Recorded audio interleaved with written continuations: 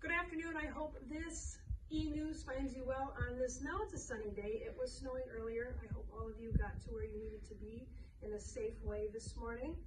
Have you ever wondered how things get done during the course of the week? I know when I was growing up and it was this magical season of Advent and Christmas, and I'd show up on Sunday mornings as a kid and a youth, and the church just looked beautiful. And it seemed like, wow, it has to be magic. It must just happen.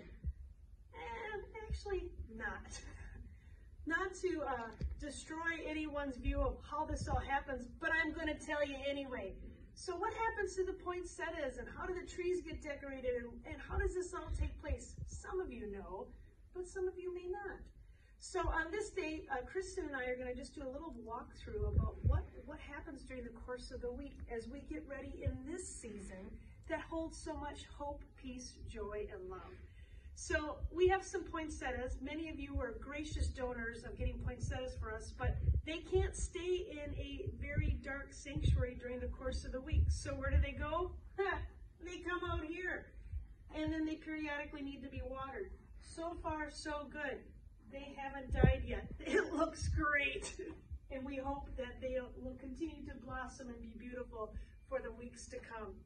And then I have a few busy people that have been working on a few things. I think Christine was the person who put this all together, so thanks, Christine.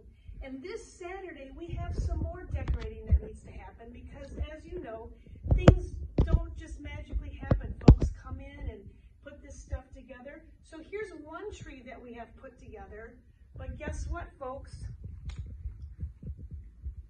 There are two more that need to be done. I don't know about you, but my house is covered in Christmas stuff.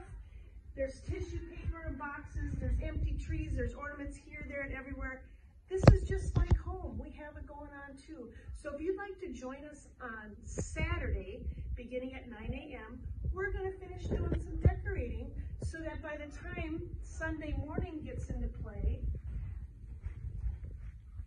we'll have a sanctuary that has a big tree in front, has the lights lit, has a manger scene in view, and we can pull it all together and make it a really magical moment, a beautiful moment, a holy moment. But as you can tell, it's still kind of in stages. And that's what's kind of cool about doing the behind the scenes work, is that you get to be in the know. So if you want to be in the know and see where all the Christmas decorations are, where is the manger scene kept? Show up on Saturday and I'll show you where all that stuff is, because it's kind of cool to be in the know. This Sunday we're going to hear Joseph's story. Last week we heard from Mary and how she was told by the angel Gabriel that, surprise, you're going to have a baby. And Mary's like, oh, hold on, I got a few questions for you. And now this week we're going to hear from Joseph, and Joseph's like, what do you mean Mary's going to have a baby? And then another angel comes to Joseph, and Joseph chooses another way. He could have certainly dismissed Mary, but he chose not to. And God was at work. God met Joseph in his fear, much like God met Mary in her fear. We're going to take some time and talk about that in our sermon chat on Sunday, as we will build the sanctuary with ornaments and manger scenes with everyone who is participating in worship on Sunday morning at 10 o'clock. It's going to be a full weekend. I hope that you're able to join us in one or both of the events this weekend. God's light and love be with you on this day.